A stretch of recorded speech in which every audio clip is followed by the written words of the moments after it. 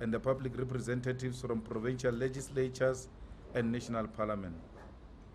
The plenum deliberated on a variety of issues and declared that 2018 will be the year of public health care.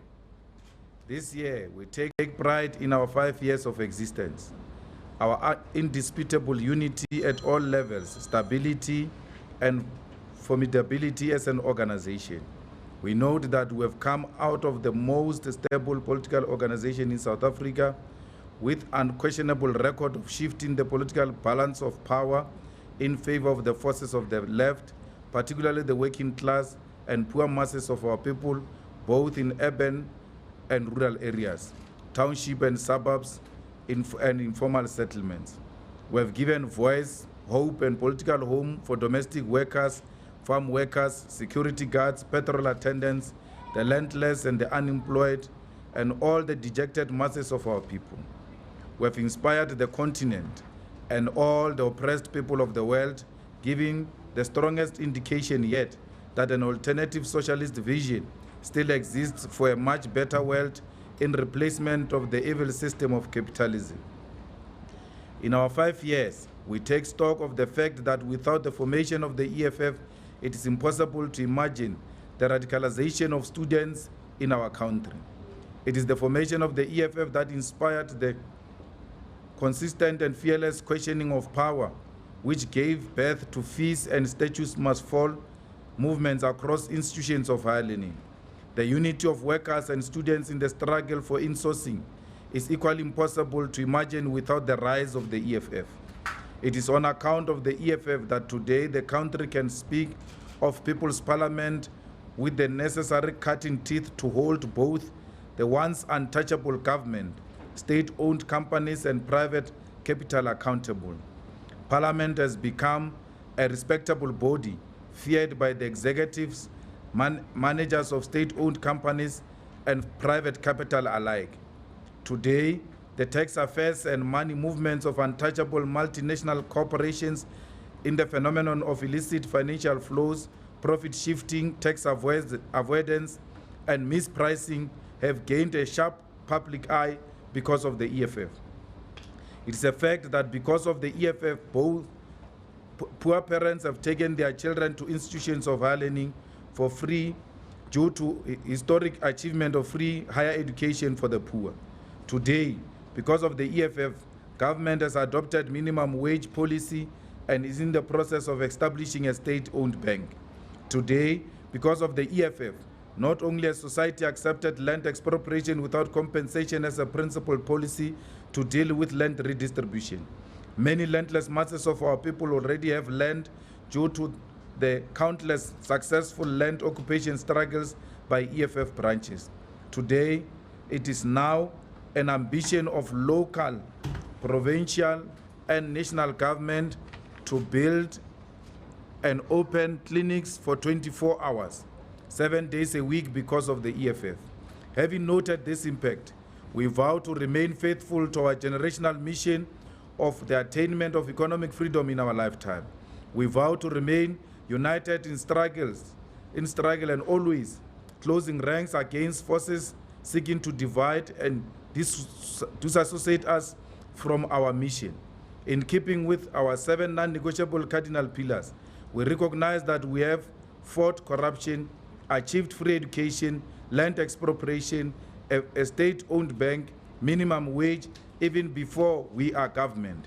In the same spirit, in our 5th year anniversary, in the name of our generational mission, we declare 2018 the year of public health care. We note that the state of public health in South Africa is in crisis. Our people go to hospitals not to get life care and recovery, but to be humiliated, condemned, and driven to early death. Our public health institutions have no basic facilities, buildings are collapsing, machines are broken, and there are no skilled health practitioners. The elderly in our country no longer want to go to hospitals because of the abuse they receive. The HIV and AIDS patients are openly called in queues to receive medication, humiliating them, thus aiding to stigmatization of HIV and AIDS. There is no care given to hygiene. Our clinics and hospitals are capitals of pests, rats, pollution, and are generally unclean, while some of our public health care facilities do not even have water, electricity, and sanitation.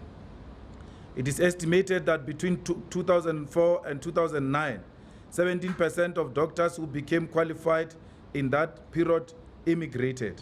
In 2010, there were over 81,925 nursing vacancies in the country. The consequence of this skills shortage is that 60% of nurses are too tired to work on duty. It is also a fact that the massacre that occurred under Life Esidimeni is a normal state of affairs in many hospitals across the country due to negligence and incapacity of our collapsing public health care system. We say this shall continue no more, not in our name, not under our watch, and not in our lifetime. In the year of public health care, we shall attend to each and every clinic and hospital in our country to ensure that there are facilities, skilled staff, medicine, and caring environment that treats our people with dignity. We resolve to establish a public health care office that will receive daily complaints from our people. We shall ensure to respond to all complaints received in a space of 48 hours. We shall expose all public health institutions that are in bad condition. We shall name and shame nurses, doctors, and all health practitioners who are involved in negligence, corruption, humiliation of our people. We have established an email and a call on all who have information on public health care challenges to send their complaints to this email, publichealthcare@effonline.org. We demand that the bedridden patients who are in their homes receiving regular visits and have their medications to be delivered. This must be done in the same way IEC visits them during elections as special voters. If there can be special voters during elections, they must be treated specially throughout. Our community health care workers must be employed on permanent basis with a minimum wage of not less than 4,500.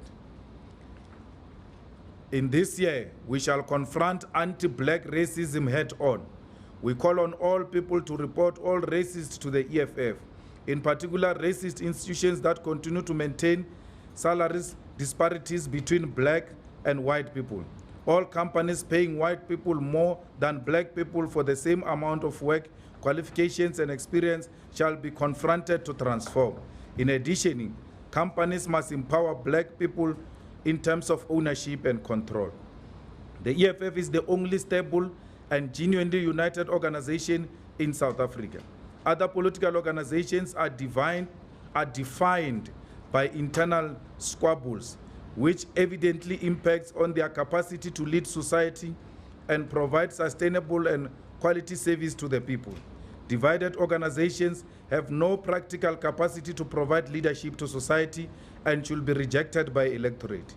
The EFF believes that all state-owned companies should be reclaimed from the control of the Gupta criminal syndicate. The reclaiming of state-owned companies must, however, not mean that we should replace a tendency with another tendency. The recently appointed board of Eskom has people who we believe should be closely monitored. While we do not doubt the leadership capacity of Jabu Mabuza as a chairperson of Eskom, his proximity to Rupert's family is a cause of concern. Jabu Mabuza is too close to the Rupert empire, and his son was even employed as one of the personal assistants of Johan Rupert. We are further concerned about inclusion of Sfiso Ndebengwa to Eskom board because of his proximity to and friendship with ANC President Cyril Ramaphosa. Sfiso Ndebengwa is uncomfortably too close to ANC President, and it cannot be correct that one of the major first appointment of critical boards includes Sfiso Ndebengwa. Furthermore, Mark Laberty is facing a civil case for racism and gender discrimination and should have not been appointed into Eskom board. We know that Mark Lamberti is facing accusation but many people who are facing accusation of corruption in Eskom have been pushed out of the utility. This should apply to Mark himself as well. Is the message that this government views allegations of racism in a less serious light than the allegations of corruption. The EFF further notes that black people in South Africa own less than 2% of land. Our clarion call that land must be expropriated without compensation is important and should be put into practical action now in 2018. The EFF will later this month table for the second time a motion of expropriation of land without compensation and suggest a process towards that. Such a motion will determine whether other political parties genuinely believe in the expropriation of land without compensation. Land must be returned to its rightful owners. We reiterate our call for the motion of no confidence to be heard before the State of the Nation address. The people of South Africa do not want a criminal to deliver the State of the Nation, and the only way to remove him is through a motion of no confidence. The man is prepared to defy the leadership of the ANC. He has done it before, he will do it again. As the internationalists, we remain committed to the freedom and liberation of the people of Swaziland, Western Sahara, Palestine, who are denied their right to self-determination. We take note of the collapse of Libya. We condemn in the strongest terms the re-emergence of slavery of black African people by Arab and European slave traders. We vow to lobby for a war to be declared against the slave trade in Libya by the African Union and its member states. We call on the international community to unite against the slave trade in Libya and join the efforts to end it with immediate effect. We note with joy the discharge of Mama Winnie Madikizela Mandela from hospital last week.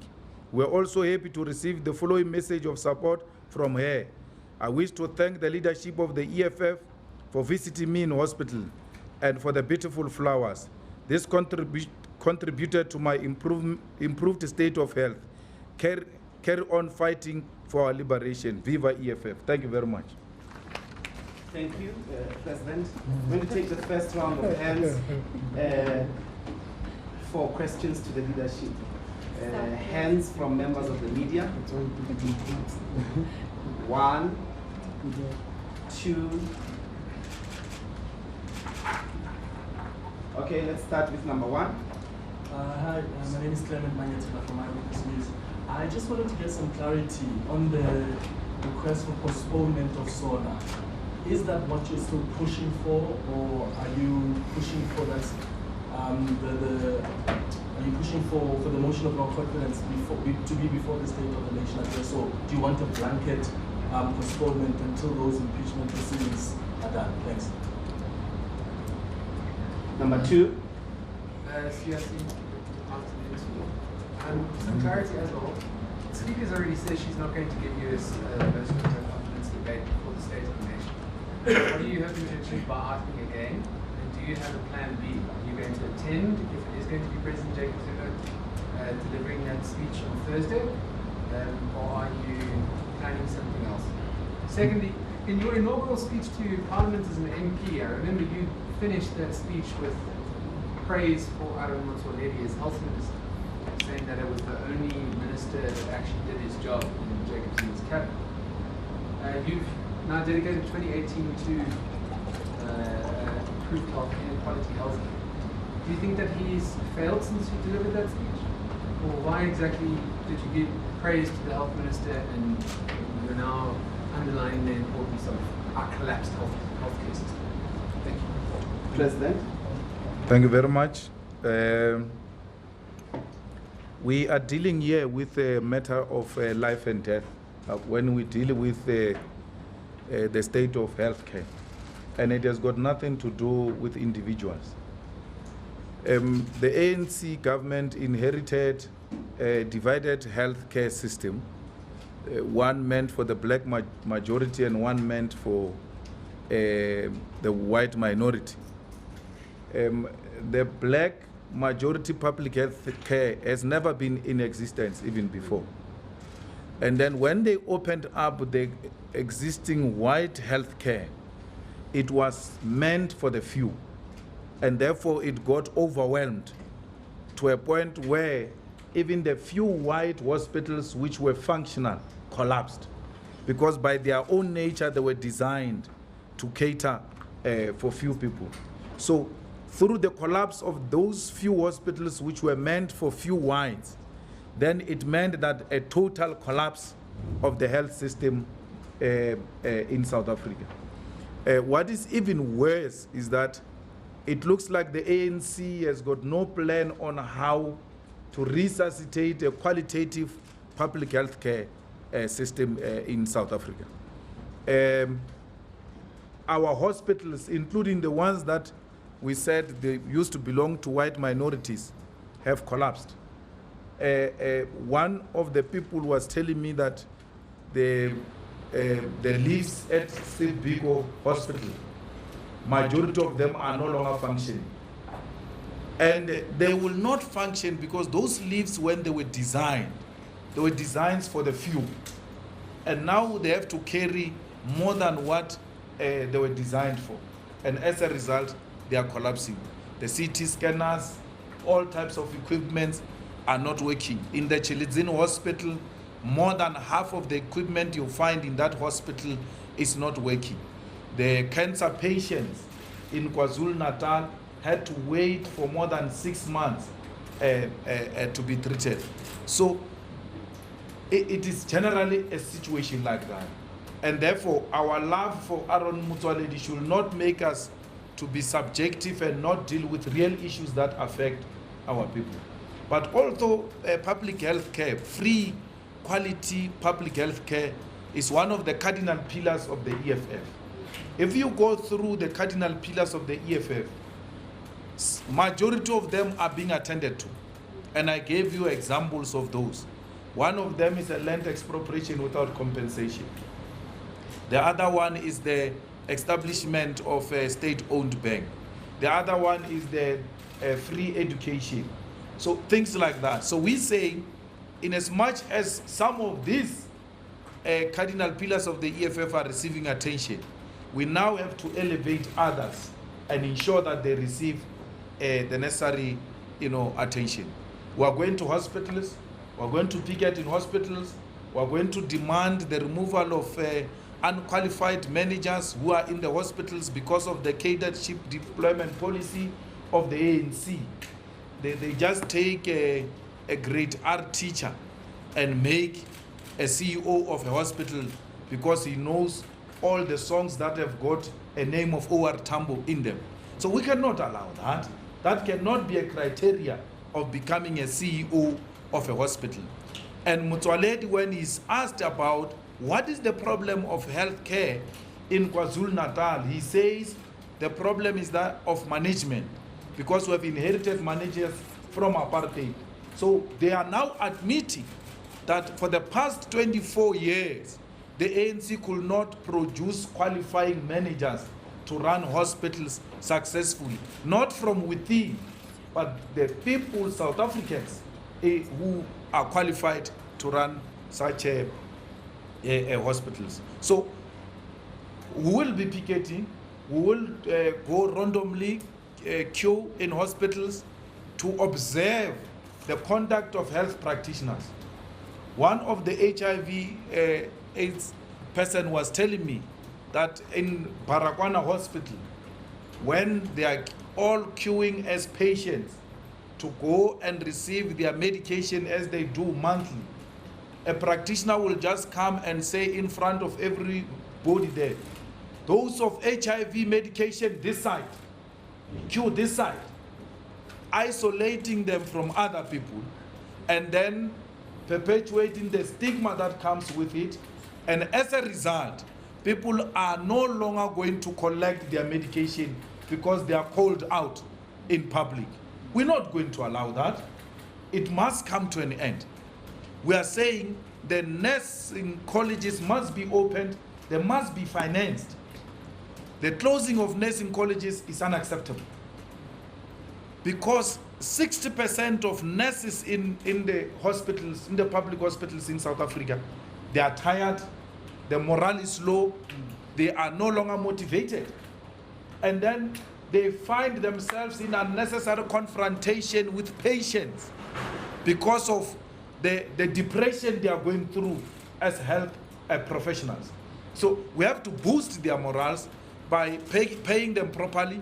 We have to boost their morals by employing more people to go and help them, because the public health care system is overwhelmed. So it needs more resource, it needs more human resource if we are to see more smiling and caring nurses. Because a smile is everything when you are sick.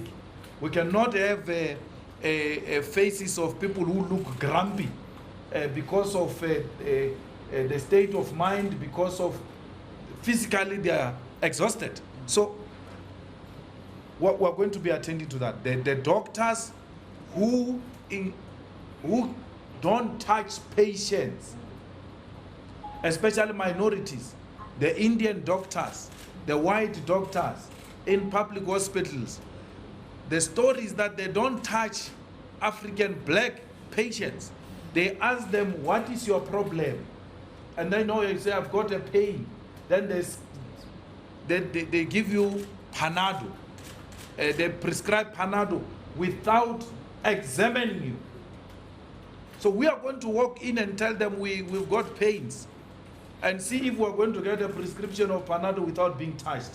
And if that happens, it's a big problem which needs to be exposed. So they must know that they are now going to be under a serious scrutiny. We are not going to allow a situation where our people are rejected like that. Well, we love Minister Motsoaledi, but he gave us a life is demanding. His crocodile tears are not going to mislead us. He's a minister, he must take full responsibility. This thing of choreographing crying, that I'm going to cry when I go to paragraph 6, as if it's generation, people are acting, and Makura. They killed people, and they must take full responsibility. Motsoaledi killed people. Makura killed people. They must take full responsibility. You cannot kill people. 170, not 144. 170 people with more than 60 patients missing. No one is arrested. No one has lost a job. If Gadani didn't resign, no one would have touched her. If they were serious about life is demanding, they should not have even given her an opportunity to resign.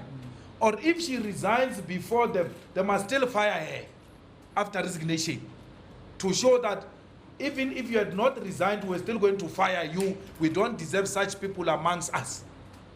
But nothing would have happened to Gadani if she had not resigned.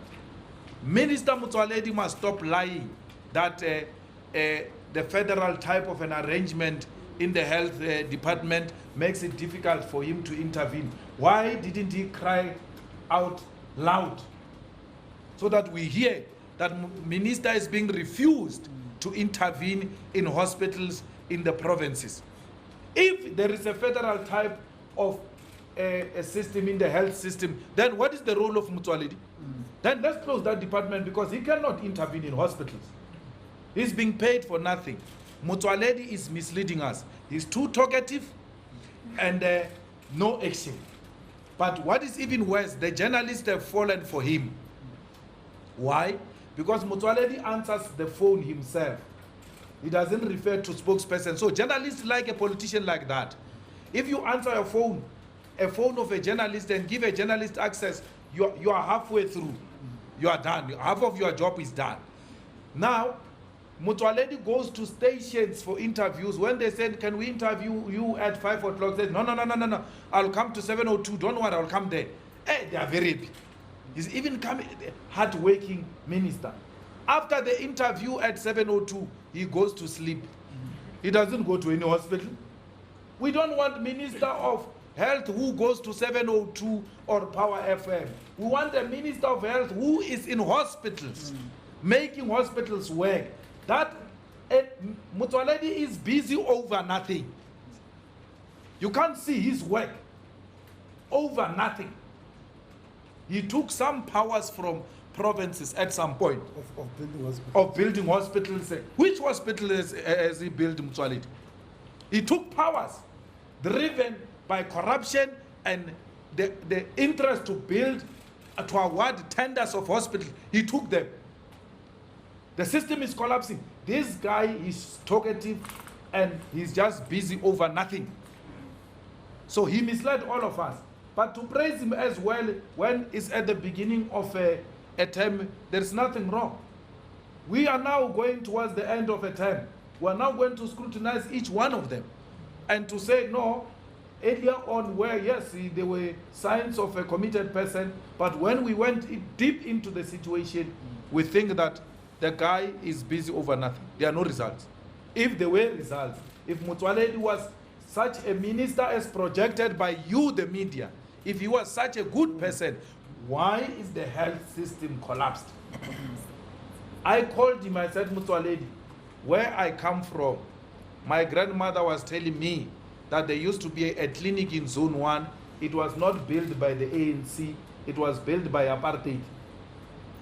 Where she stays, there was a clinic built by apartheid. And the ANC went to close the apartheid clinic. That clinic is not functioning. The EFF in my ward marched day in and out to demand that that clinic must be opened. And then when we say to you, the apartheid was much better than these people, you think, no, these people are exaggerating. We speak into the practical things that we see. Here is a clinic under apartheid, functioning. Democracy comes, the clinic is collapsed, closed. Now they are playing gambling there in that building. You can go, those of you who have media houses in Polokwane, you can send them to Zone 1 shopping complex, go and see the clinic there. I told him about it. It's not working. They are gambling there. They are now telling me that people are being raped in that old building, which the department has neglected. And then we must overpraise Mutsoaledi. For what? It's not going to happen. We want a functional public health system, and we're going to get it. We are going to be there on the ground. Branches of the EFF must be there on the ground. Branches of the EFF must take pictures of nurses and doctors and everyone in hospital who's not cooperative, who's humiliating our people, will help to shame and name those people. If the media can't cover them, thank God we no longer need them that much. We've got a social media with following bigger than they are following the media. So we can publish it ourselves and show the world the type of people we find in our hospitals. On this point, the last point I want to make is that there are patients who receive medication every month. Some of them are bedridden. They are being driven with wheelbarrows to go and collect medication on their own because no one can take the medication on their behalf. Checkpoint must go and investigate that. People driven with wheelbarrows to hospitals.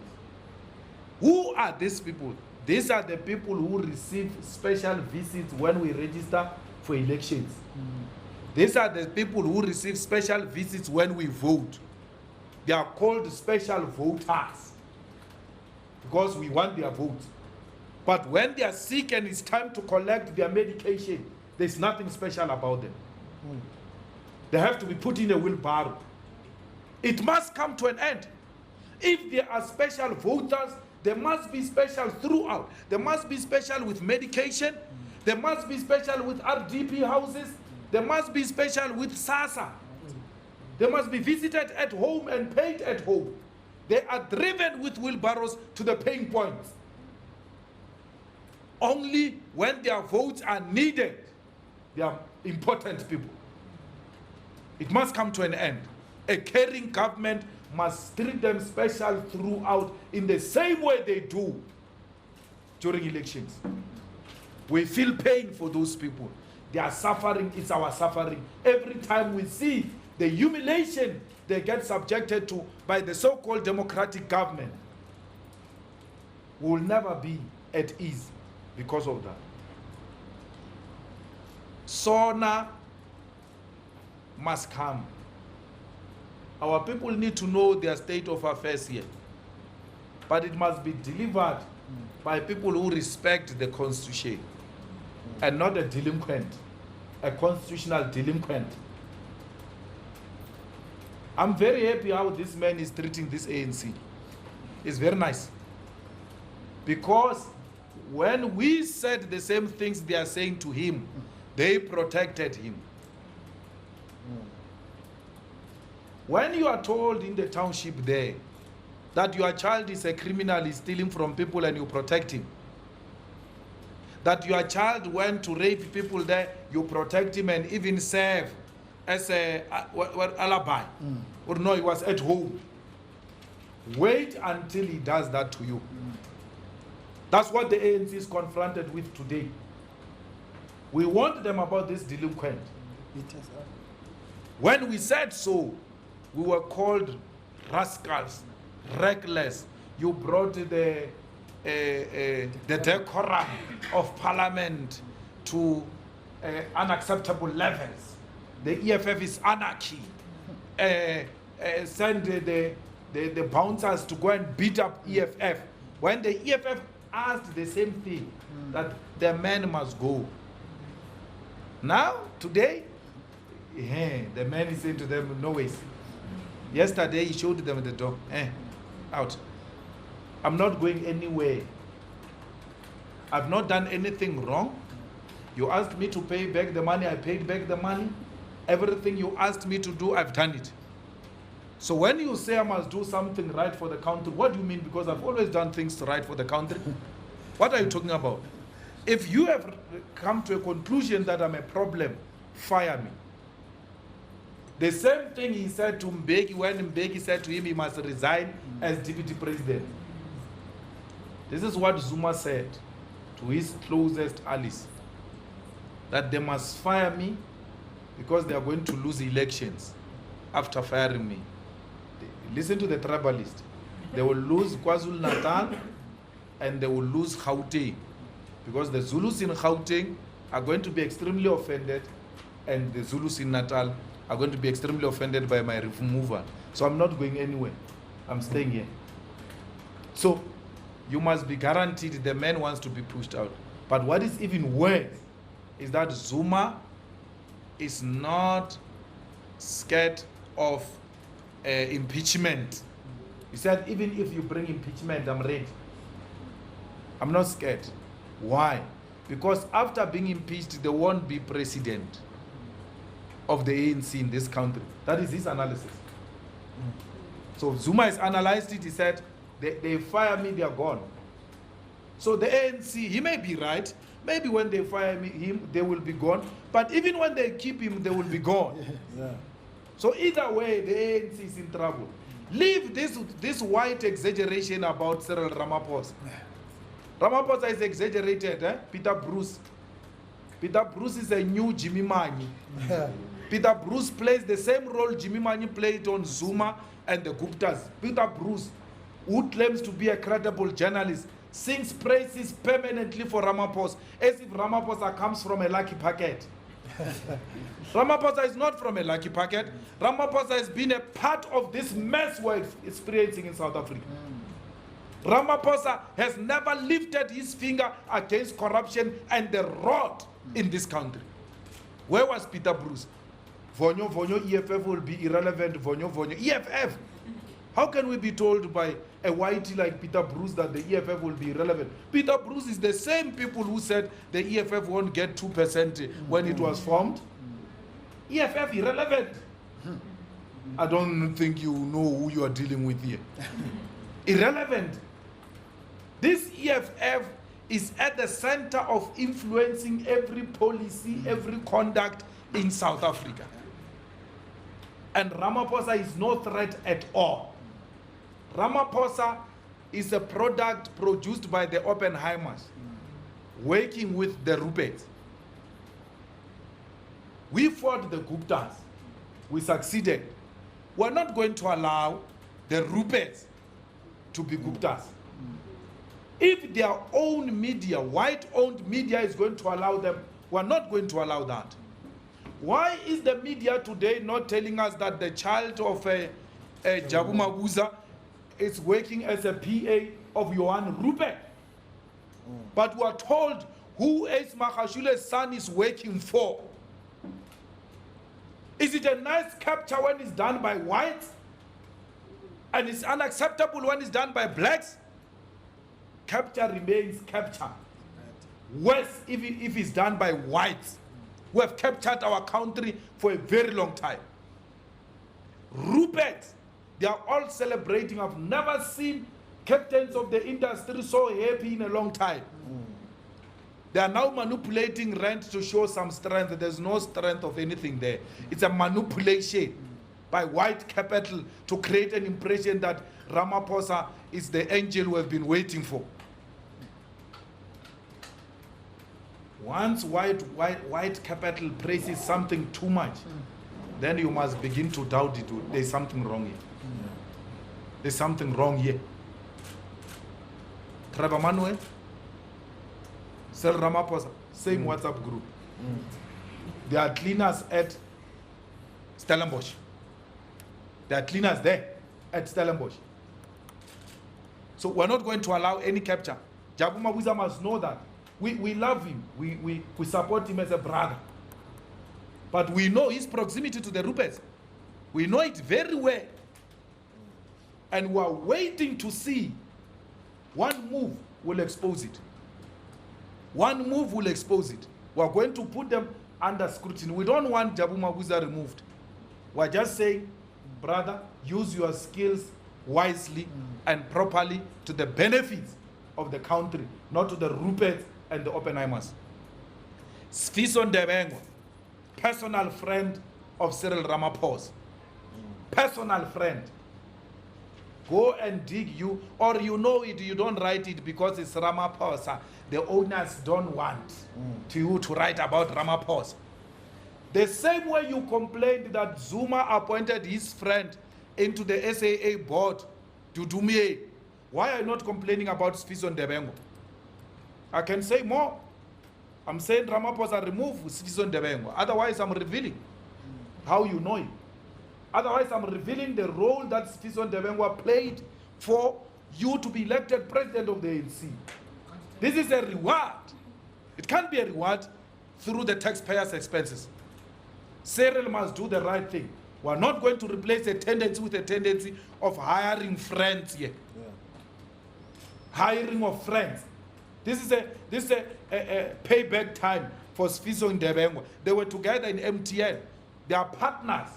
I even suspect that this Sfiso Ndebengwa might be the one who's holding Ramaphosa's interest now. Because Ramaphosa said, I'm shifting, I'm selling my interest and all that into a blind trust. Blind trust, for sure, it has got a name now. It's no longer blind. It's Sfiso Ndebengwa, this one.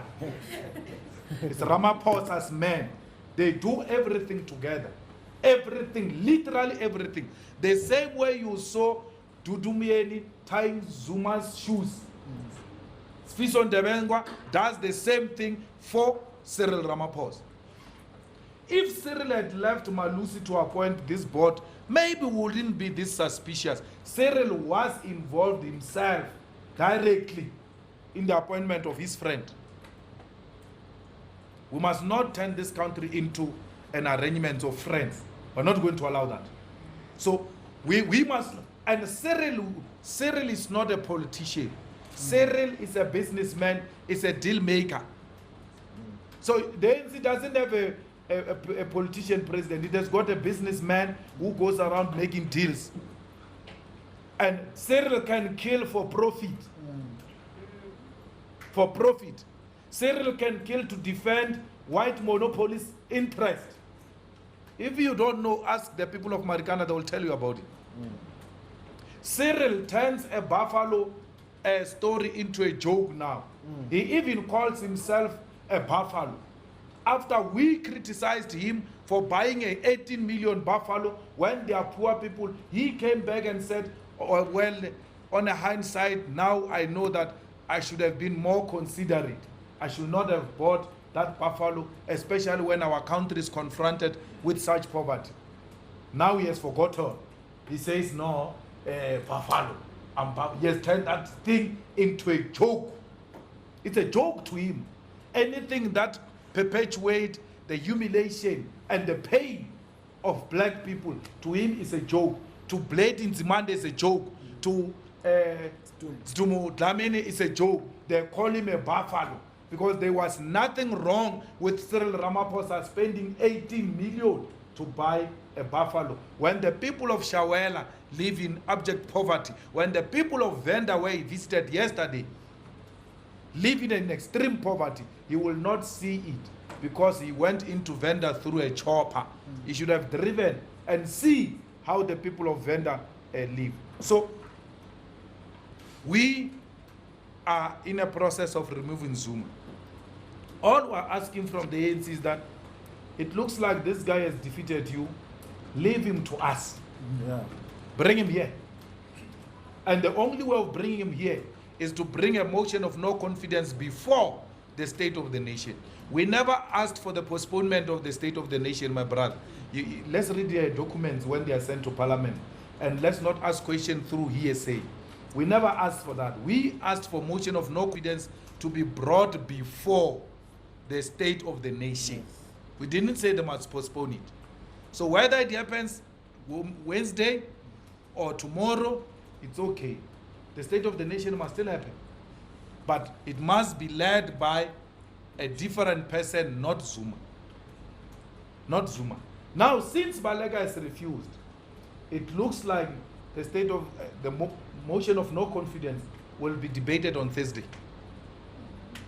Yes, South Africa, there's no State of the Nation on Thursday. It's a motion of no confidence. We shall present it and we shall debate it in Parliament. Then after the motion of no confidence, the State of the Nation can happen. Yeah. But first item, motion of no confidence. That's what we're going to do there. We wanted order. When we ask for order, we are given anarchy. And when we respond to it, people say, no, EFF is a problem. We're not a problem. Look at how nice we are. We're scheduling things properly. Give us before the State of the Nation so that we can have a smooth State of the Nation. Why do you want to spend 4 million on a State of the Nation which will not be listened to by anyone? Any normal person will be sitting on TV listening to Zuma. Listening to him for what? What do you want to hear? Because that man is not going to tell anything. But also he can't tell you the future because he's living. His living is inevitable. He's going. It's not open for discussion. The only thing is when. So why would you 4 million on a speech that no one will listen to? When we demand that the motion of no confidence must be heard before so that we remove Zuma, is to save the taxpayers' money. That it cannot be wasted on a speech that no one will listen to. No sober, normal person will switch on his TV or her TV and listen to Zuma. Once the EFF finishes speaking there, and it leaves Parliament peacefully or forcefully, we don't know. Everybody else is going to switch off and start watching Generation. They are going to wait for the EFF, their party of choice, the party of the future. Once it's done, off. They are not going to listen to anything unless there is change. So let's save South Africa money. We are considering legal action to interdict Zuma from addressing the State of the Nation. Because if his party says he must go, then why should he speak? Because he's not elected president through a direct system of presidential election. It's a party deployee. We're just waiting for his party to confirm that indeed we went to ask him to resign. We take that to court. This one is not wanted, even by his party. So how does he address the nation when his party is not interested in his address? So that's what we're dealing with this week. Thank you, President. Let's take another round of questions. Number one. Some of you behind the cameras, I can see you. True. Just howl if you are. Yeah, we said. Yes, that one. Is there anyone at the back? All right. Okay, number three. Is there no one else? Let's start with you, number 3. I was just wondering, the party stance on the possible relocation of Parliament to Pretoria and the high cost of that just Number 2. Yes, Ahmed Kaji from Voice of Bits. Regarding Cyril Ramaphosa becoming president, if he does become president, what are you expecting to do, especially considering Marikana earlier in the week when he was in Davos, spoke to the BBC and said that he is planning to go and visit the families of the Marikana miners. What's your viewpoint on that, considering there has been a request from the EFF and many other groups for remuneration and compensation to be given to the families, and it's truly happening now before his presidential candidacy for the ANC presidency and going forward into 2019. Thank you, number 2. Number 1. Omar Mutasa from the BBC. Mr. Malema, we understand that you mentioned that on Thursday, the motion will be there before SONA. Has the Speaker agreed with the EFF request? Because we understand previous SONAs, the Speaker has been saying that no any motion should take place when it is a day of SONA. And in case she refuses, what will be the next step for EFF? Are you going to withdraw getting out of the Parliament? That's one question. The other one is about water. The problem of water in Cape Town. There have been a very big cry of water in Cape Town. But we have seen other regions, provinces in South Africa, like where you come from in Limpopo. I mean, animals are still drinking water with people. And you mentioned it where even Cyril Ramaphosa comes from. I mean, how do you see the balance between the two, that people are shouting a lot in Cape Town, and whereas in Limpopo, people are still drinking water with animals? Okay, Mr. President. Well, the water issue, it's a national phenomenon. And we treat the Cape Town issue the same way we treat the Guyana issue. There's nothing special about Cape Town water. It must not be that because it has got white people in it, therefore we must hear a lot of noise about it. There is a problem of water in the country. At least Cape Town is going to have a day zero. They will feel what the Guyana people have been feeling throughout. So let the water problem be resolved the whole of South Africa and be resolved in Cape Town as well. It must not be special because it has got, this country has got a problem that everything that involves white people is receiving an extreme unnecessary attention. And that's why the EFF has never been excited about Cape Town issue. It's never been, because what is it? Our people drink water with animals in Bluebird, in Boho. We have seen trucks taking water to Cape Town. We have never seen trucks taking water to Bluebird, to Guyana. One day I was in Bluebird there, because our people drink water with animals. One animal died inside that dam. People were still fetching water with a dead animal, and I was saying to the EFF branch, why do you say the animal died here, the municipality is not doing anything? Because this doesn't require the municipality. We just have to take out the animal and clean this dam, because we know what our people are using it for. It can't always be a municipality this, municipality that. There was no coverage of it. There was no trucks of water. There was no Jewish promise solution. Now we hear the Jewish Board of Deputies has got solution for Cape Town. Israel has got a solution. They are staying in Israel where there is generally lack of water. They created water out of nothing. They can create water in Cape Town. Start in Guyana. Let's see if it's real. Anyone with a solution of water, which is permanent, start in Guyana. Start in Blueberg. Then the EFF will start lobbying. These are the people who must listen to. So South Africa has got a problem of water. Black people have stayed without water for a very long time. They are still without water today.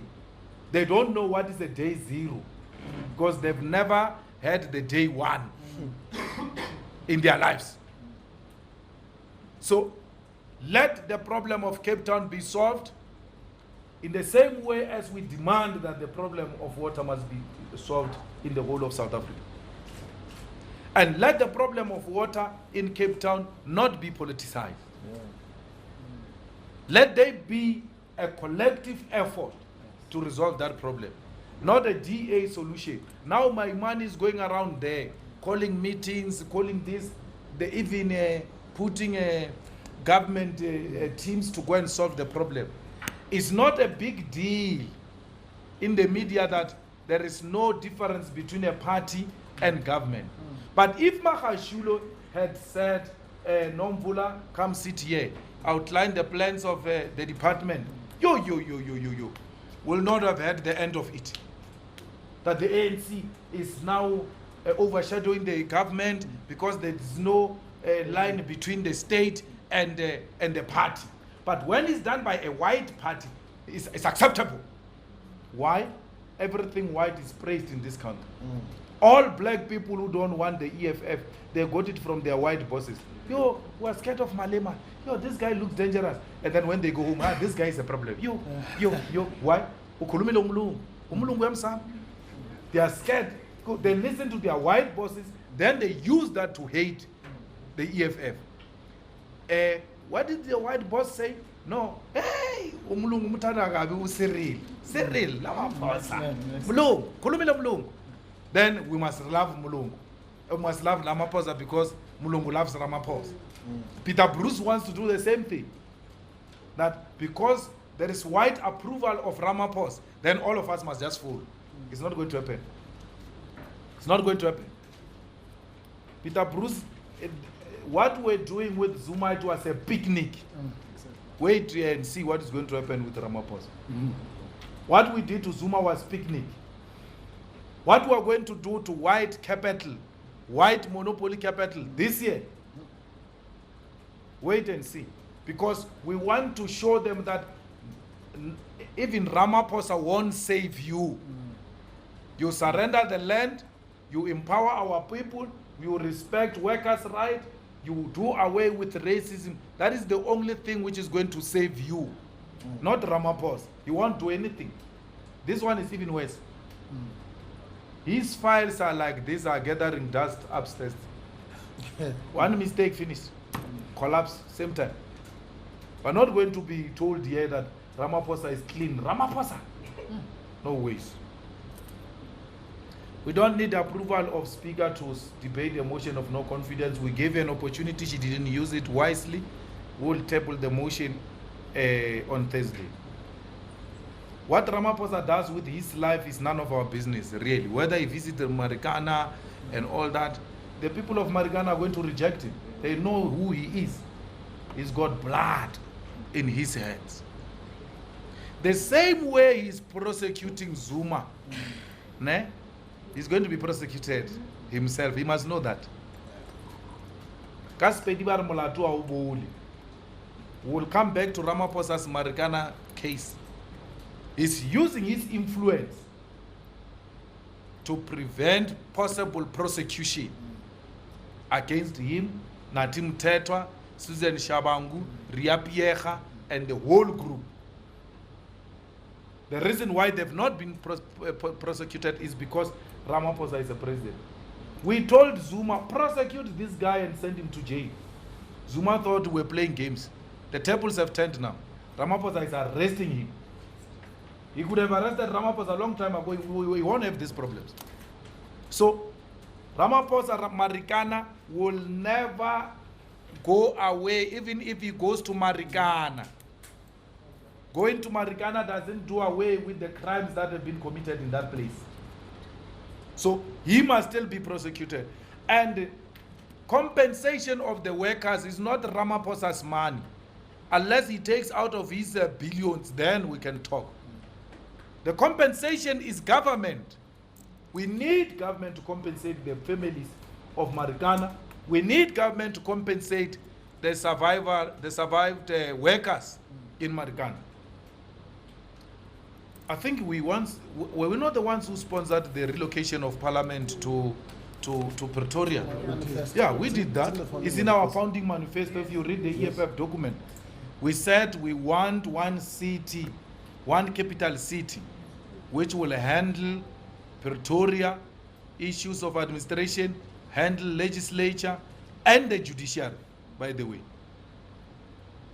Comrade Dali, this thing of having the appeals court in Bloemfontein, because we still want to accommodate white interests and fears. They must feel that they are part of reconciliation through recognizing the previous Boer republics. Yeah. We're not going to do that. We want one capital city. Appeal, constitutional court, high court, Pretoria. Then you can have all those provincial high courts, as it were. But the main things need to happen in Pretoria. So we are very supportive of that, of Parliament relocating to Pretoria. I think we're done. President, we are. Thank you very much, Thank members you. of the media. We'll see you in Cape Town. See you in Cape Town, those who have transport.